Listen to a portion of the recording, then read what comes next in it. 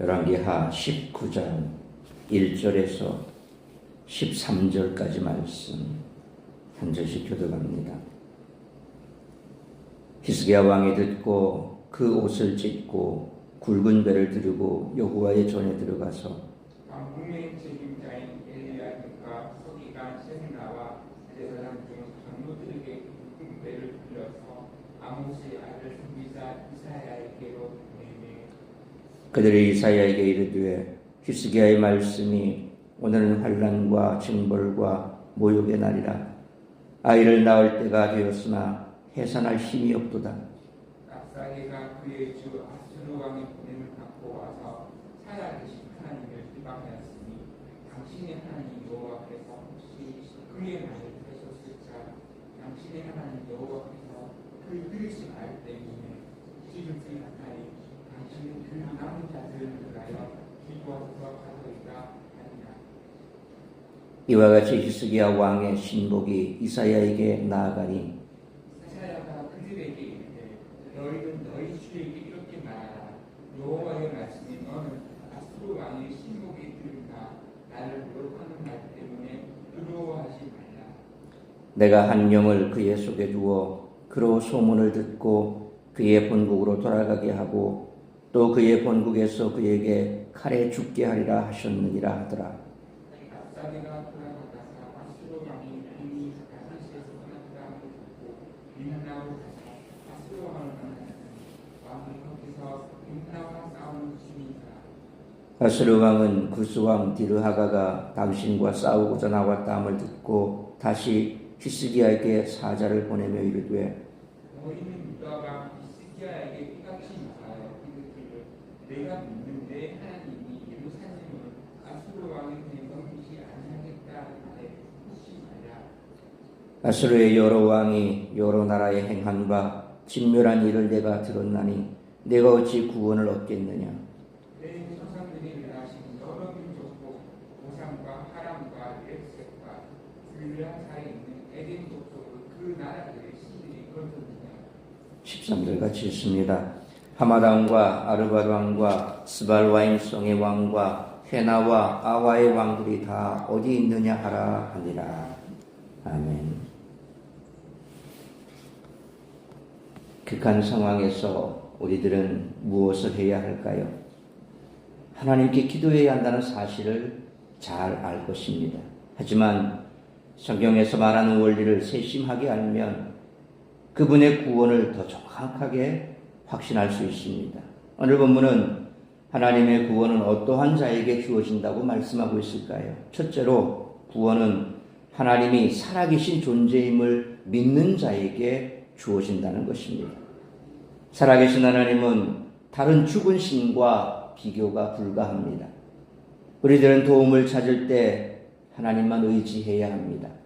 이는 하나님이 허락하신 여러 수단을 무시하라는 그런 말은 또 아닙니다.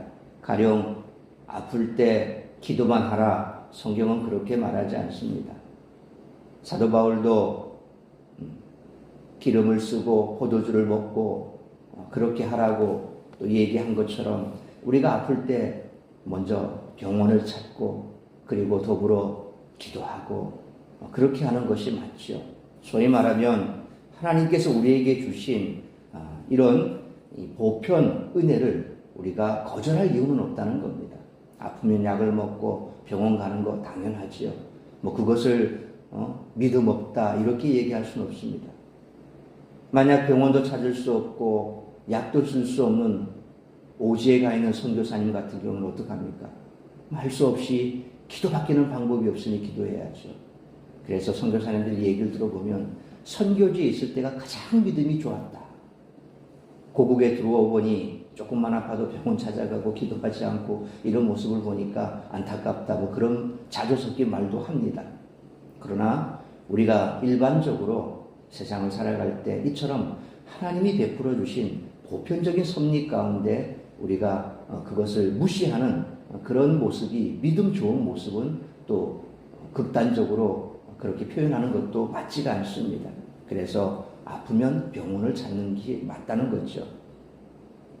이는 하나님이 그러한 것도 쓰실 수 있음을 믿는 곧 우주적 주권자를 의지하는 믿음의 한 방편이기도 합니다.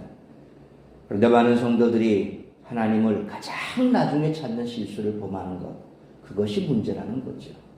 둘째로 하나님은 전지하신 분이시다는 것입니다. 하나님은 우리들의 모든 것을 알고 계십니다. 우리들은 하나님께 모든 것을 아뢰고 구원을 바라야 하며 모든 것을 아시는 하나님은 그 결과도 이미 아시는 줄 믿어야 할 것입니다. 셋째로 하나님은 결코 모욕당하지 않으신다는 것입니다. 하나님의 명성과 관련 있는 문제에 맞닥뜨렸다면 하나님의 명성의 호소에 하나님의 구원을 요청하는 것이 맞다는 것입니다. 그래서 우리가 하나님의 이름을 드러내고 하나님의 영광을 드러내는 그런 삶을 살아가기로 결단하면 가장 분노해야 할 것은 하나님의 이름의 영광을 가리는 일, 그런 일에 대해서는 의분을 품어야 하지요. 그래서 하나님은 하나님의 이름에 걸맞는 그런 영광을 받으셔야 하는 것이 마땅하다는 것입니다. 항상 우리는 그런 믿음의 자세로 살아야 할 것입니다. 넷째로 우리들은 하나님과 어떠한 관계에 있는가를 돌아봐야 한다는 것입니다. 히스기야는 이사야 선지자와 하나님의 친밀한 관계에 기댔습니다. 우리들은 하나님과 나 자신이 어떠한 관계를 맺고 있는지 늘 점검해야 됩니다. 그래서 하나님과의 관계가 지금 문제가 있거나 또 소원해졌거나 혹은 내가 하나님의 은혜에서 멀어졌거나 그래서 하나님과의 관계가 문제가 있다면 그것부터 먼저 해결하려고 애를 써야 됩니다. 항상 믿음은 1대1의 관계입니다. 여러분과 하나님의 관계입니다. 다른 주변보다는 먼저 그것을 점검해 보는 것이 가장 급선무라는 거죠. 다섯째로 문제 해결의 소망은 때로 인내를 요구한다는 것입니다. 아수르 왕의 처벌은 그가 집으로 돌아간 후에 임한다고 하나님이 말씀하셨습니다. 따라서 문제가 해결되는 때는 우리들의 기대와 다를 수 있습니다. 다만 하나님의 명성에 관련된 문제는 결국 우리들의 문제가 아닌 하나님이 다루실 문제이므로 구원은 반드시 임한다는 믿음을 놓지 말아야 할 줄 믿으시길 바랍니다. 아수르의 신성 모독을 전해들은 히스기야는 비탄한 마음으로 선지자 이사야에게 의뢰합니다. 이에 이사야는 두려워하지 말고 하나님이 하실 일을 지켜보라고 답합니다. 그러나 아수르의 사내립은 교만한 마음을 내려놓지 않고 위협하기를 그치지 않습니다. 따라서 이와 같은 오늘 본문의 말씀을 통해 세상의 위협에 맞서는 믿는 자의 태도가 어떠해야 할지에 대해 우리들이 깨달아야 할 것은 첫째로 1절로 4절 말씀처럼 세상의 위협과 고난 앞에서 먼저 자신의 과오를 돌아볼 수 있어야 한다는 것입니다. 랍사게의 비방과 모욕을 전해들은 히스기야는 1절 말씀처럼 옷을 찢고 굵은 배를 두른 후 여호와의 전에 나아갑니다. 옷을 찢고 베옷을 입는 행위는 극도의 슬픔, 분노, 원통함을 나타내는 표현입니다. 히스기야 왕은 이에 그치지 않고 여호와의 전에 들어가 하나님께 의뢰합니다. 그는 유사한 상황에 처했던 아하스나 시드기야와는 대조적으로 자신의 불신으로 시작된 이 재앙 가운데서 여호와를 의지하는 믿음의 행위를 보였습니다. 2절 말씀처럼 히스기야가 굵은 배를 둘러서 이사야 선지자에게 보낸 책임자들의 말을 보면 4절 말씀처럼 히스기야가 느낀 모멸과 고통의 원인이 살아계신 하나님의 이름이 비방당한 것에 있다는 사실을 알 수가 있습니다. 한편 3절 말씀처럼 환난과 징벌과 모욕이라는 표현을 통해 그가 당시 일어난 일을 자신의 불신앙으로 인한 징벌로 이해했음을 알 수가 있습니다. 그러므로 세상의 위협과 고난 앞에서 우리는 자신의 과오를 돌아보며 거룩한 마음과 태도로 분노하고 하나님이 꾸짖으실 만한 것들에 대해 귀를 열고 들을 준비를 하므로 고난을 낭비하지 않는 올바른 신자의 태도를 보일 수 있는 우리 모두가 되시기를 축원합니다. 두 번째로 5절로 7절 말씀처럼 하나님이 계시니 두려워하지 않아야 한다는 것입니다.